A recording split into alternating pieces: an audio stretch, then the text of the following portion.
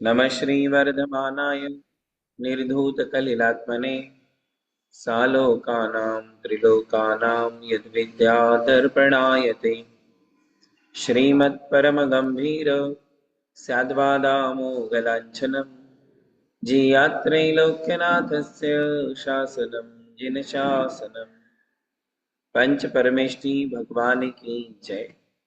नमोकार महामंत्र की जय। वर्तमान जिन शासन नायक श्री महावीर भगवान की जय। चारित्र चक्रवर्ती आचार्य श्री शांति सागर जी महाराज की जय। परम पूज्य आचार्य गुरुवर प्रज्ञा शमन श्री देवनंदी जी महाराज की जय। श्रीमद जैन धर्म। जय बोलो परम पूज्य धर्म दिवाकर आसमा प्रभावक मुनीश्री मोक्ति जी महाराज गुरुदेव की की जय। जय। नमोस्तु नमोस्तु नमस्ते नमोस्तु नमस्ते गुरुदेव। गुरुदेव। धर्म स्नेही बंधुओं, काल चक्र के प्रवाह में भोग भूमि का काल समाप्त होने के पश्चात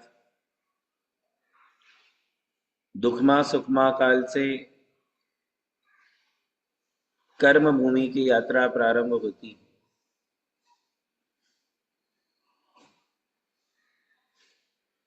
पिछली कक्षाओं में आपके लिए भरत चक्रवर्ती के द्वारा देखे हुए 16 सपने और उसी से मिलते जुलते पंचम काल के प्रारंभ में जो अंतिम मुकुटबद्ध सम्राट चंद्रगुप्त हुए थे, उनके सपनों को हमने देखा।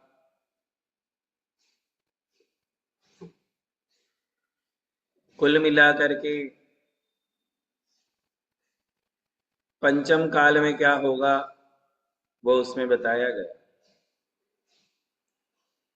सामान्य रूप से जब हम काल चक्र को समझते हैं तो काल चक्र में दुखमा सुखमा काल, जिसे हम चौथा काल कहते हैं, उस चौथे काल में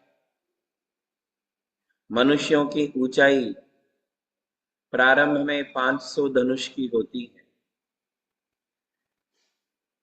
उनकी आयु अधिकतम 1 पूर्व कोटि वर्ष की होती है। उनकी ऊंचाई 500 धनुष आपको बताई और आयु आपको बताई। इसके अलावा कर्म भूमि के काल में भोग भूमि के समान ऐसा कोई नियम नहीं होता कि मनुष्य कितनी बार भोजन करेंगे। कर्म भूमि में मनुष्य तो कितनी भी बार भोजन कर सकते हैं। जैसे भोग भूमि के काल में आपको बताया था, याद होगा तो याद करिए कि पहले काल में 3 दिन के बाद, दूसरे काल में 2 दिन के बाद, तीसरे काल में 1 दिन के बाद भोजन करते हैं, वो भी लिमिटेड। उसका प्रमाण भी आपके लिए बताया था कि कोई जामुन के आकार जितना, कोई आंवले के आकार जितना, कोई बहेड़े के आकार जितना, उतना ही उनका भोजन होता है, उसमें वो तृप्त हो जाते हैं। परंतु कर्म भूमि जब प्रारंभ होती है तो कर्म भूमि के काल में मनुष्यों के लिए भोजन की कोई मर्यादा नहीं होती। वे कभी भी भोजन कर सकते। जैसे आप कर्म भूमि के काल में हो तो आपका कोई ऐसा नियम नहीं है जीवन भर का कि हम दिन में एक ही बार खाएंगे। मुनियों की बात अलग है, मुनियों को अलग करिए। सामान्य रूप से इस काल में जीने वाले जो लोग हैं कर्म भूमि के, उन कर्म भूमिया लोगों के भोजन वृत्ति का कोई नियम नहीं होता है। वे दिन में रात में कभी भी खा सकते हैं। परंतु कर्म भूमि के काल में एक विशेष बात यह होती है कि इसी काल में संयम, तप, त्याग, नाम के धर्मों का भी प्रवर्तन प्रारंभ हो जाता है। भोग भूमि के काल में आपको बताया गया था कि ना मोक्ष मार्ग होता है ना मोक्ष होता है। वहां तो वे केवल अपने पूर्व भाव में संचित पुण्य के फलों का उपभोग करते हैं। परंतु कर्म भूमि किसे कहते हैं, अच्छे से याद रखें। जिस काल में 24 तीर्थंकर होते हैं, 12 चक्रवर्ती होते हैं, 9 नारायण होते हैं, 9 प्रतिनारायण होते हैं, 9 बलभद्र होते हैं, 11 रुद्र होते हैं, 9 नारद होते हैं, 24 कामदेव होते हैं। ऐसा यह दुखमा सुखमा नाम का चतुर्थ काल होता है। यह कर्म भूमि का काल है। इस कर्म भूमि के काल में मोक्ष मार्ग भी प्रारंभ हो जाता है और मोक्ष भी प्रारंभ हो जाता है। इस काल की विशेषता ये है, कर्म भूमि की विशेषता ये है कि व्यक्ति जितना पाप कर सकता है उतना ही पुण्य भी कर सकता है। जितना असंयम में जा सकता है उतना संयम भी पालन कर सकता है। उतना ही तप कर सकता है, कर्मों की निर्जरा कर सकता है, कर्मों का क्षय कर सकता है, अरिहंत और सिद्ध के पद को प्राप्त कर सकता है। ये दुखमा सुखमा काल की विशेषता है। भोग भूमि के मनुष्य मरकर ना नरक में जाते हैं ना तिर्यंच गति में जाते हैं, तो साथ ही साथ ये भी बात है कि वे कर्मों का क्षय करके मोक्ष भी प्राप्त नहीं कर सकते हैं। दोनों बातें, भोग भूमि के मनुष्यों को ना नरक तिर्यंच गति है, ना उन्हें कर्मों का क्षय करके मोक्ष की गति है। उनके लिए आपको बताया था कि वे नियम से दूसरे स्वर्ग तक उत्पन्न होते हैं। किंतु कर्म भूमि के काल में ये विशेषता है, जे कम्मे सूरा ते धम्मे सूरा। कर्म करने में भी जितने शूरवीर होते हैं उतने ही धर्म करने में भी शूरवीर होते हैं। हम सब के सामने, हम सब कर्म भूमि के लोग हैं, हमारे सामने ये दोनों ऑप्शन हैं। हमारे पास पाप करने के लिए भी दरवाजे खुले हैं और पुण्य करने के दरवाजे भी खुले हैं। चाहे जितना पाप भी किया जा सकता है और चाहे जितना पुण्य भी कमाया जा सकता है। इसलिए दुखमा सुखमा नामक चतुर्थ काल के मनुष्यों को जहां एक और पाप के फलस्वरूप 7 नरकों में उत्पन्न हो सकते हैं, ध्यान दें,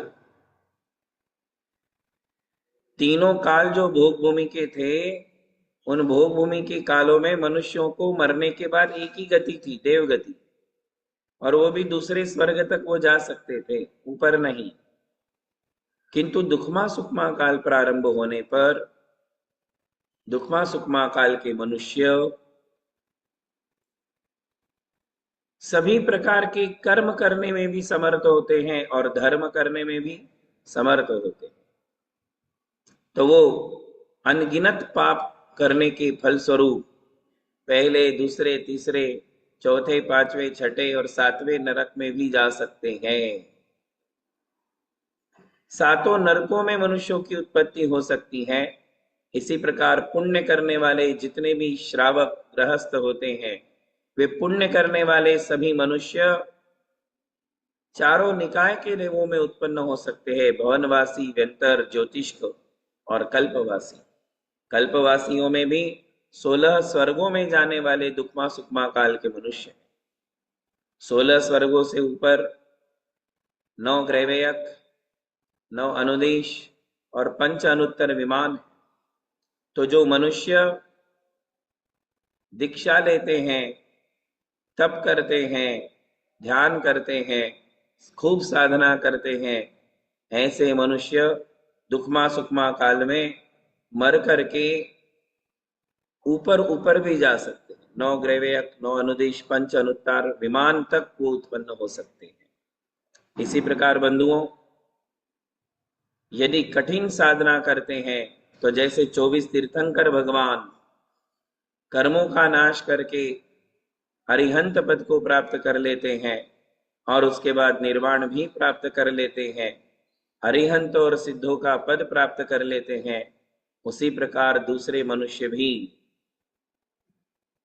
तीर्थंकरों के समान ही सामान्य मनुष्य भी, दुखमा सुखमा काल का वर्णन चल रहा है, सामान्य मनुष्य भी दीक्षा लेकर, संयम पालन कर, तपस्या कर, कठिन साधना कर और कर्मों का नाश करके वे मोक्ष प्राप्त कर सकते हैं।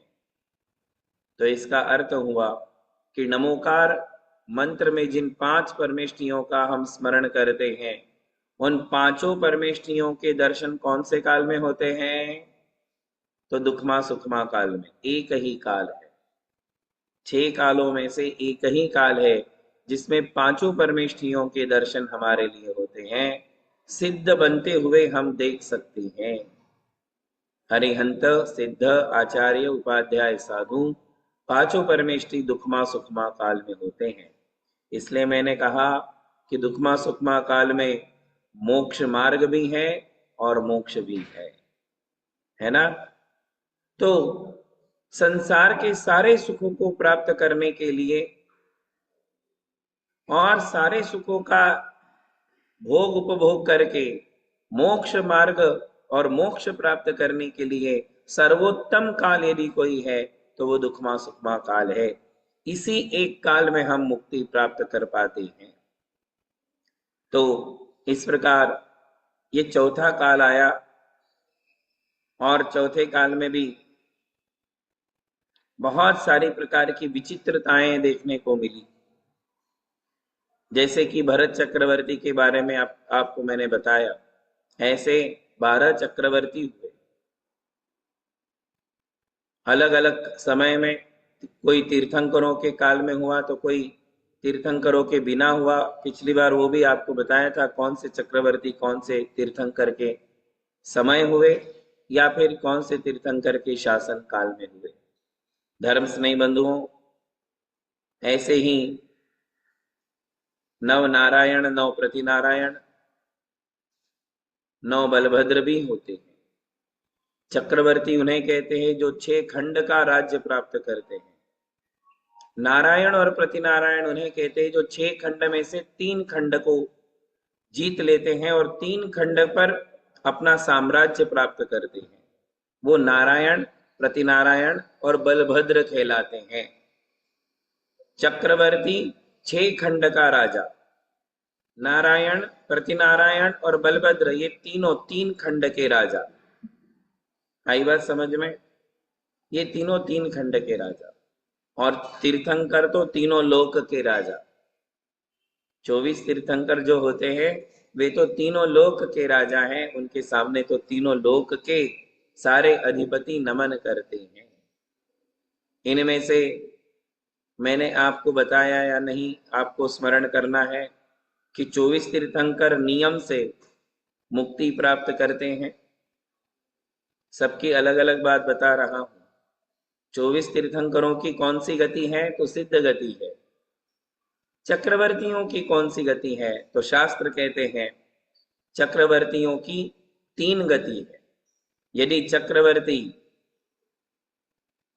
6 खंड का राज्य करते हुए मिथ्यात्व में रहता है तो उस मिथ्यात्व के फलस्वरूप और यदि उसके द्वारा रौद्र ध्यान किया जाता है तो वह चक्रवर्ती मर करके नरक भी जा सकता है।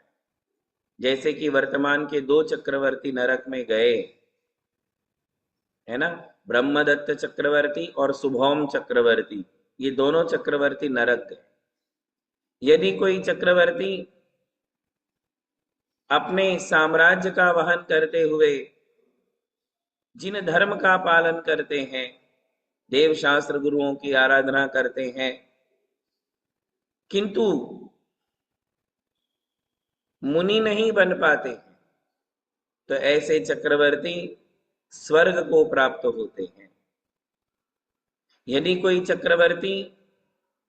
चक्रवर्ती के साम्राज्य का त्याग कर मुनि बन जाते हैं तो मुनि बनने के बाद कठिन तपस्या करने के पश्चात संपूर्ण कर्मों का क्षय नहीं करने के कारण स्वर्ग में ही पैदा होते हैं, स्वर्ग में उत्पन्न होते हैं। किंतु कोई चक्रवर्ती कठिन साधना करके, कर्मों का नाश करके अरिहंत और सिद्ध पद भी प्राप्त कर सकते हैं, अर्थात वे मोक्ष भी प्राप्त कर सकते हैं। तो चक्रवर्तियों की तीन गति हो गई। या तो चक्रवर्ती नरक जा सकते हैं, या तो चक्रवर्ती स्वर्ग जा सकता है, या तो चक्रवर्ती मुक्ति भी प्राप्त कर सकता है। आई बात समझ में? तीर्थंकरों की एक ही गति मोक्ष, चक्रवर्तियों की तीन गति। अब आगे सुनिए, 63 शलाका पुरुषों की बात बता रहा हूं मैं। इन सभी की संख्या का जोड़ 63 होता है। 24 तीर्थंकर, 12 चक्रवर्ती, 9 नारायण, 9 प्रतिनारायण, 9 बलभद्र, संख्या का जोड़ करो तो 63 होते हैं। ये 63 महापुरुष कहलाते हैं या शलाका पुरुष कहलाते हैं।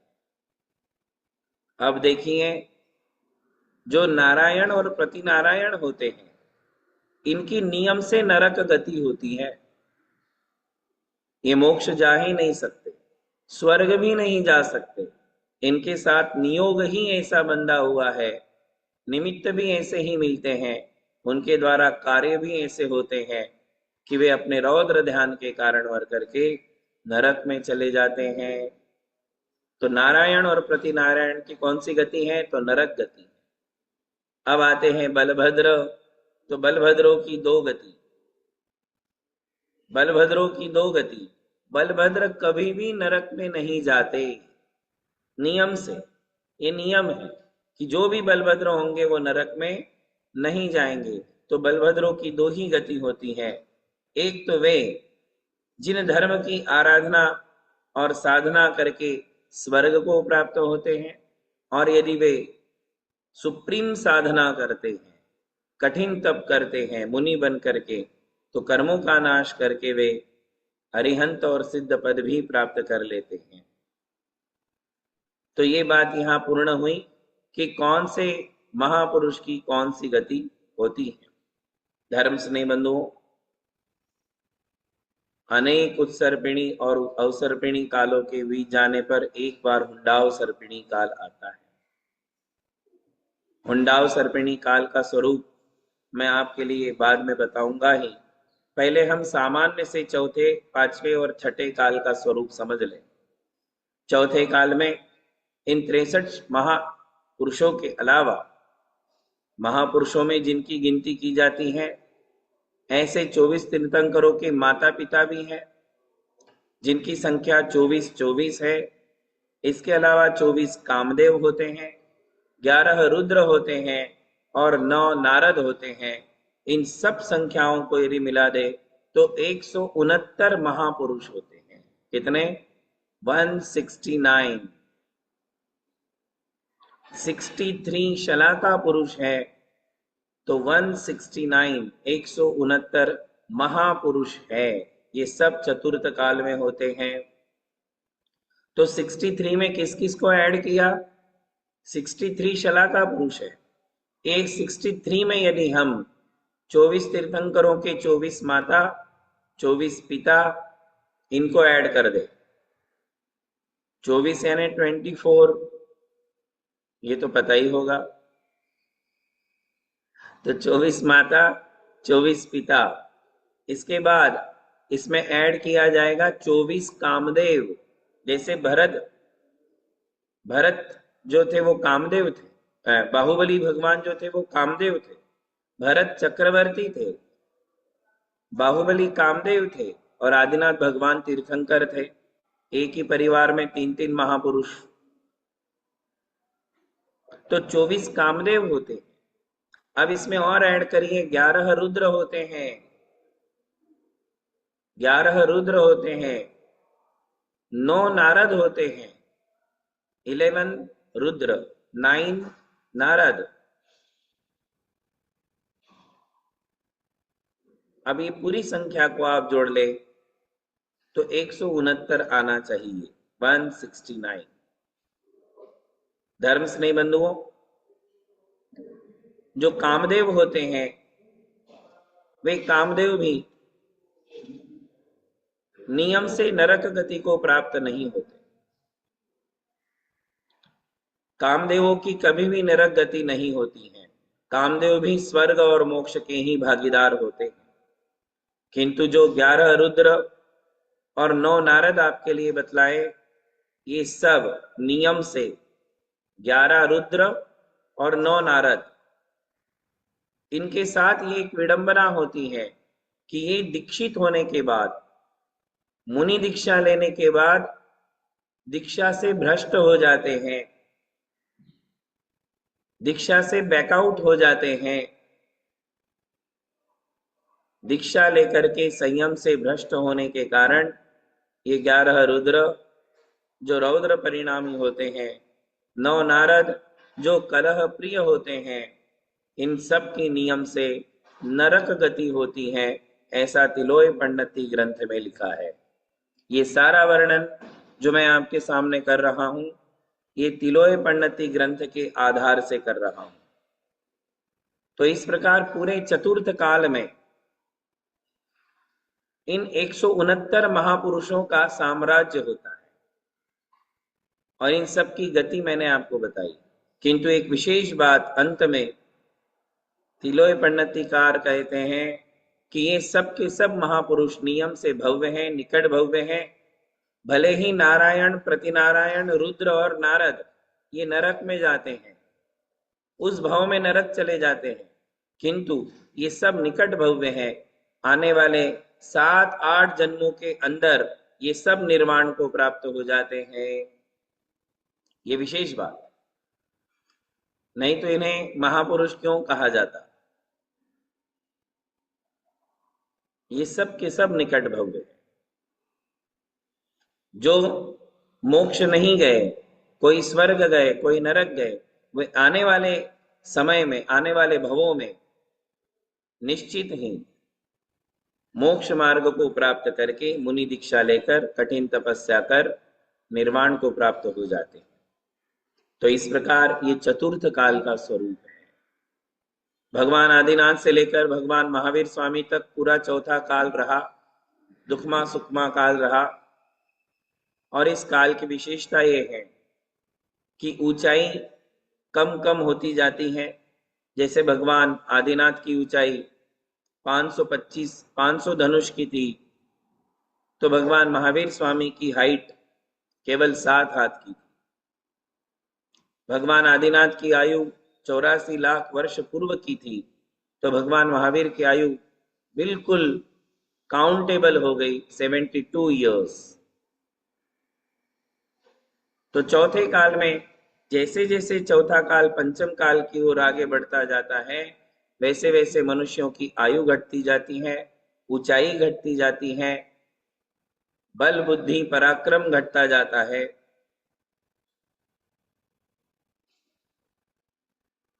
चौबीस तीर्थंकर तो एक जैसे ही होते हैं, किंतु सामान्य मनुष्यों में अंतर आता जाता है।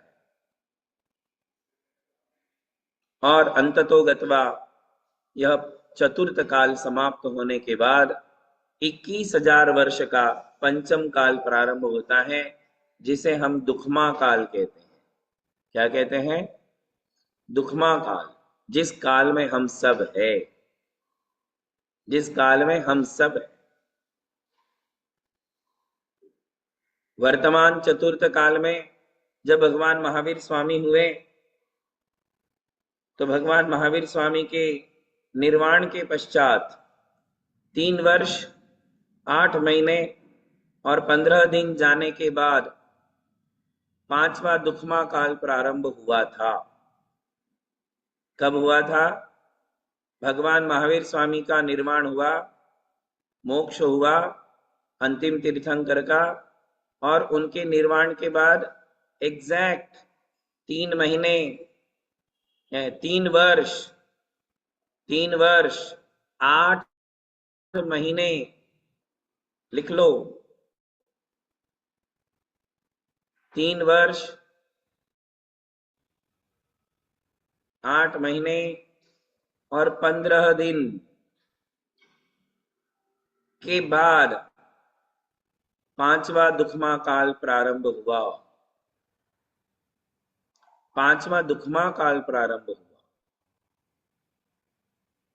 अब इस दुखमा काल का स्वरूप ये है बंधुओं कि दुखमा काल के प्रारंभ में मनुष्यों की आयु 120 वर्ष की होती है। आपने जैसे सारी चीजें नोट डाउन की है, ये सब लिखते चलिए। 5वें काल के प्रारंभ में, जिस काल में हम सब हैं, शुरुआत में 120 वर्ष की आयु होती है। फिर पंचम काल के अंत तक वो धीरे धीरे घटते घटते जाती है। उसके घटने का प्रमाण भी बताया है कि 21,000 वर्ष हैं। कितने? 21,000 वर्ष। तो हर 1,000 वर्ष में 5 साल की आयु कम होती है। हर 1,000 वर्ष में 5 वर्ष की आयु घट जाती। तो ऐसा देखा जाए तो अभी 2500 वर्ष चले गए कि नहीं? भगवान महावीर के निर्वाण के बाद 2552 वर्ष हो चुके हैं। अभी अभी हमने जो निर्वाण बनाया, तदनुसार पहले 1000 वर्ष में 5 वर्ष कम हुए, दूसरे 1000 वर्ष में फिर 5 वर्ष आयु के कम हुए, और 500 वर्ष में 2.5 वर्ष कम हुए। तो ऐसे 12.5 वर्ष की आयु घट चुकी है। अब इस काल में उत्कृष्ट आयु कितनी होगी वर्तमान में? वर्तमान में उत्कृष्ट आयु कितनी होगी? तो आप गणित लगा लो। 120 में से 12 कम हुए तो 108 रहे, और 108 में से और आधा कम कर दो, है ना? उतनी उत्कृष्ट आयु वर्तमान में रहेगी मनुष्यों की आज। और जब दुखमा काल प्रारंभ हुआ था, दुखमा काल जब प्रारंभ हुआ था तब उत्कृष्ट आयु 120 वर्ष थी। ऊंचाई 7 हाथ की थी प्रारंभ में। दुखमा काल के प्रारंभ में ऊंचाई 7 हाथ। और ये भी बताया है कि हड्डियां 24 थी पृष्ठ भाग में, जिसे हम पीठ कहते हैं। पीठ में 24 हड्डियां थी, 24 बोन्स।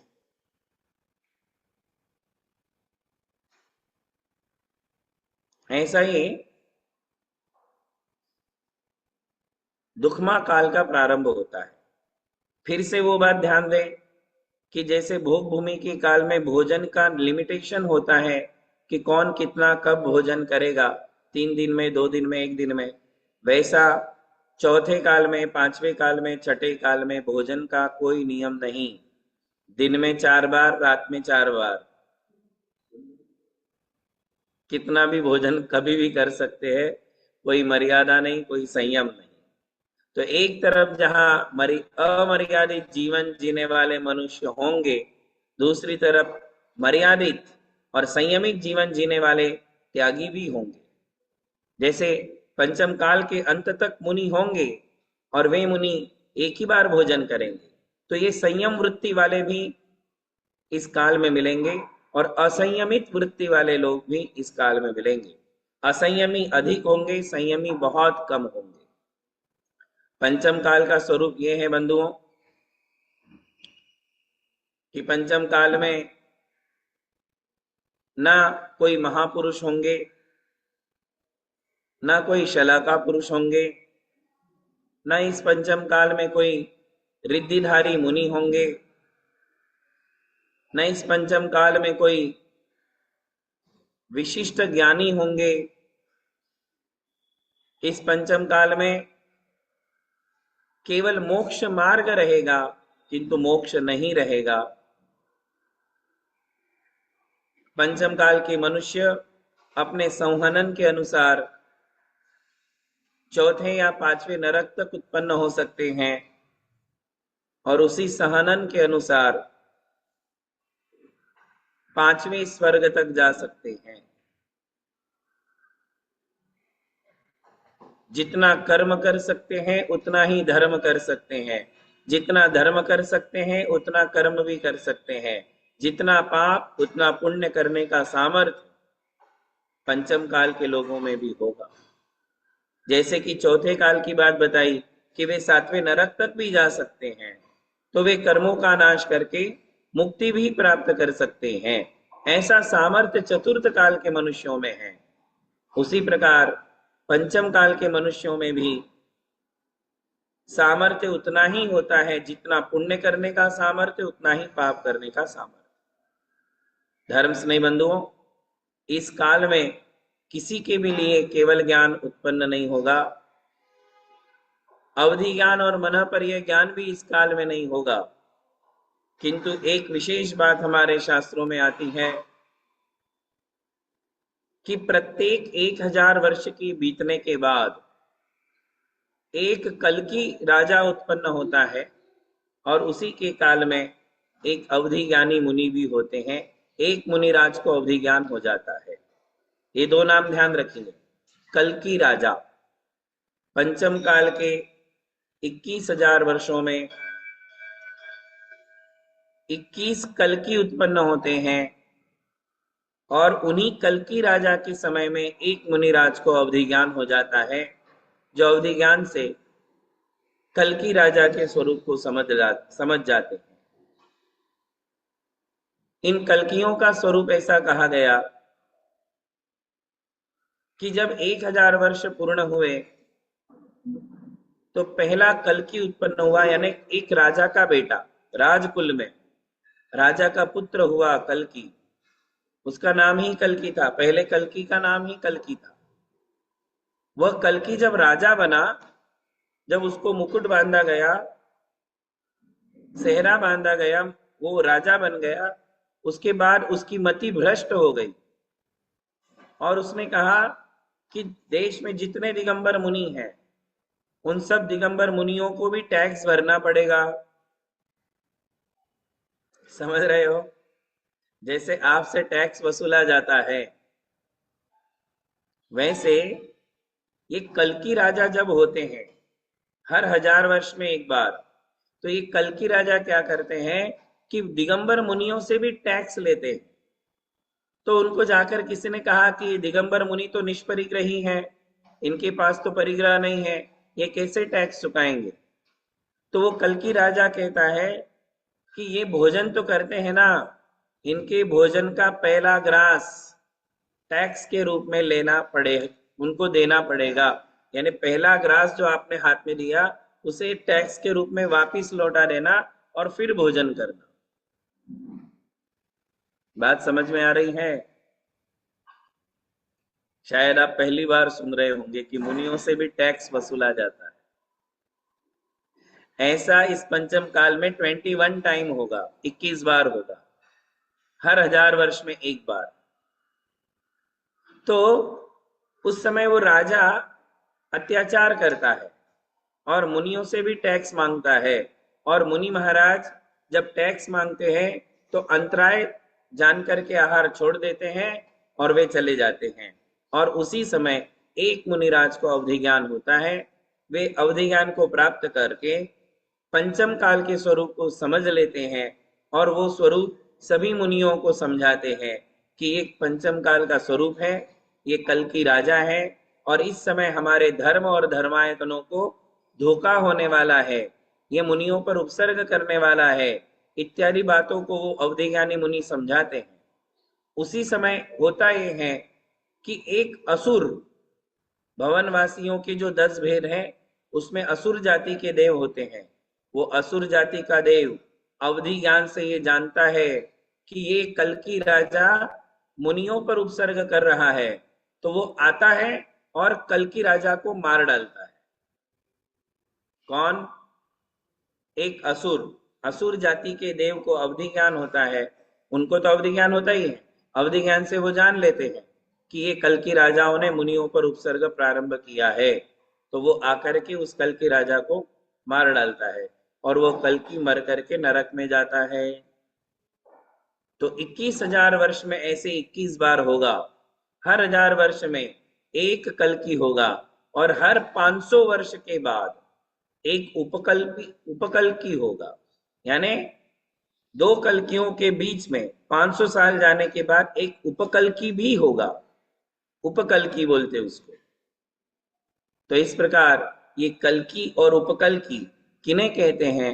तो जो मुनियों पर उपसर्ग करते हैं, मंदिरों का नाश करते हैं, आयतनों के साथ छेड़छाड़ करते हैं, धर्म का नाश करते हैं और समाज को मिथ्यात्व की ओर ले जाते हैं, ऐसे सभी कल्कि उपकल्कि मर करके नियम से नरक में जाते हैं।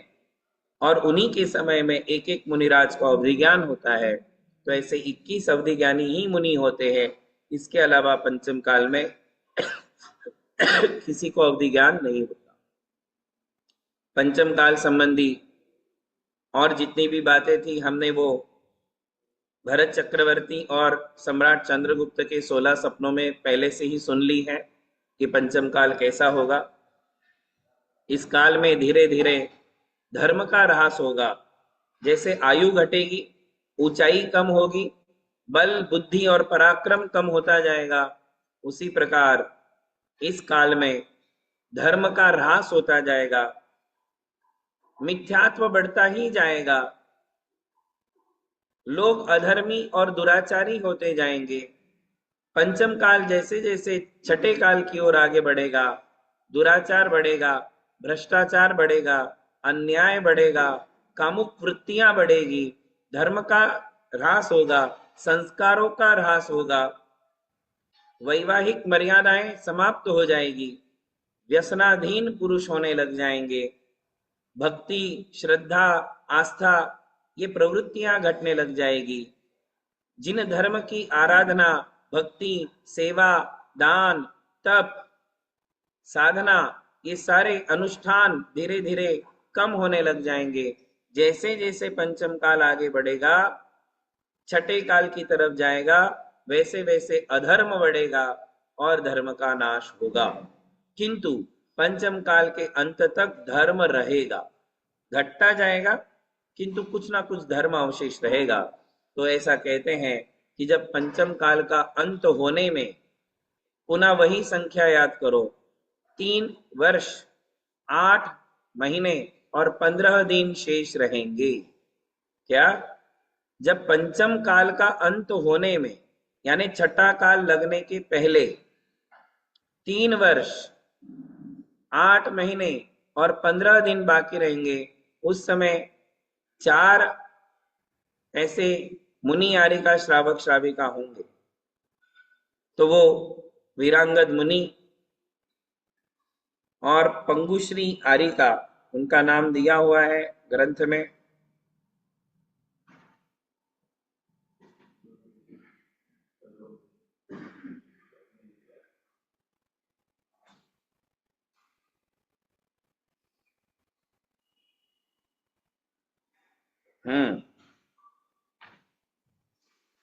आचार्य कहते हैं कि उस समय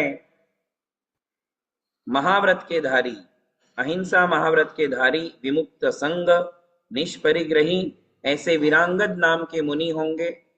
सर्वज्ञ श्री, सर्वश्री नाम की आरिका होगी, अग्निदत्त नाम का श्रावक होगा और पंगुश्री नाम की श्राविका होगी। कब? अभी ये पंचम काल चल रहा है।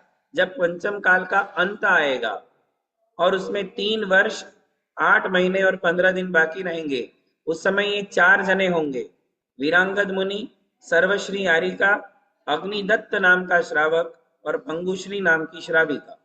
ये 4 जने रहेंगे और ये जिस समय रहेंगे उस समय एक अंतिम कल्कि होगा, 21वां कल्कि उसी समय होगा। उसी समय वीरांगद मुनि को अवधि ज्ञान होगा और वो कल्कि उसी प्रकार फिर से प्रवृत्ति करेगा। वह आत्मघाती मुनि के प्रथम पिंड को टैक्स के रूप में ग्रहण करने को कहेगा। उस समय ये मुनिराज और आरिका अंतराय का पालन करेंगे और फिर मुनिराज को अवधि ज्ञान होगा। अवधि ज्ञान से वे जान लेंगे कि पंचम काल का अंत आ चुका है।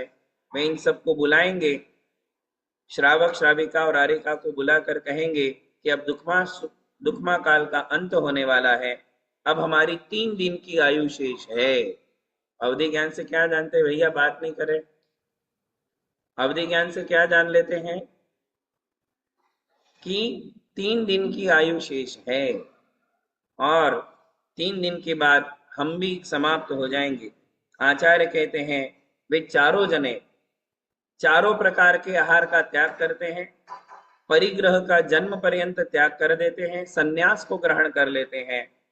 और सन्यास के बाद जिस दिन भगवान महावीर ने मोक्ष प्राप्त किया था उसी दिन कार्तिक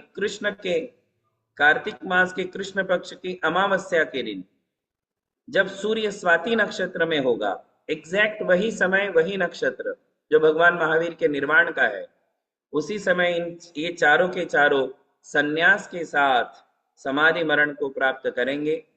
समाधि मरण के पश्चात वीरांगद मुनि 1 सागरोपम की आयु वाले सौधर्म स्वर्ग में उत्पन्न होंगे, और वे तीनों भी उनके साथ सौधर्म स्वर्ग में ही उत्पन्न होते हैं।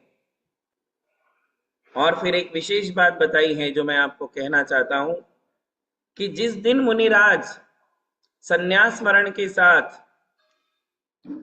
समाधि को प्राप्त कर लेते हैं, ये चारों समाप्त हो जाते हैं, चारों सौधर्म स्वर्ग में जाकर उत्पन्न हो जाते हैं, उसी दिन आचार्य यति वृषभ कहते हैं कि उसी दिन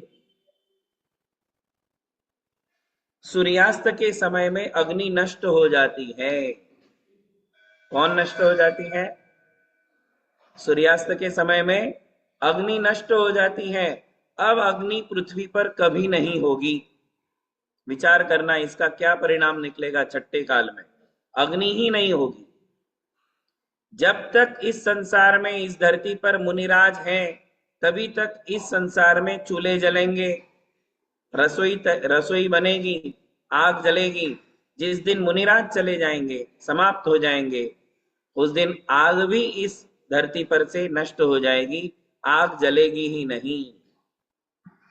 तो ये बात बताई कि जिस दिन वीरांगद मुनि को निर्वाण समाधि संन्यास हुआ, उस दिन वो असुर कुमार जाति का देव उसी दिन आता है और मध्याह्न के समय में उस अंतिम कल्कि को मारता है और सूर्यास्त के समय अग्नि नष्ट हो जाती है। इस प्रकार 21 कल्कि और इतने ही उपकल्कि धर्म के द्रोह से पहले नरक में जाकर के उत्पन्न होते हैं और फिर 3 वर्ष 8 महीने 15 दिन समाप्त होने के बाद छठवां काल प्रवेश करता है, दुखमा दुखमा। कौन सा काल? दुखमा दुखमा, अति दुखमा। इस प्रकार पंचम काल का स्वरूप आपके लिए बताया। अब छठे काल का क्या और कैसा स्वरूप रहेगा ये आपके लिए अगली कक्षा में बताएंगे। आज इतना ही। बोलिए महावीर भगवान की जय। जय बोलो परम पूज्य धर्म दिवाकर आत्मा प्रभावक मुनि से मुख्य गुरुदेव की जय। नमोस्तु नमोस्तु नमोस्तु गुरुदेव।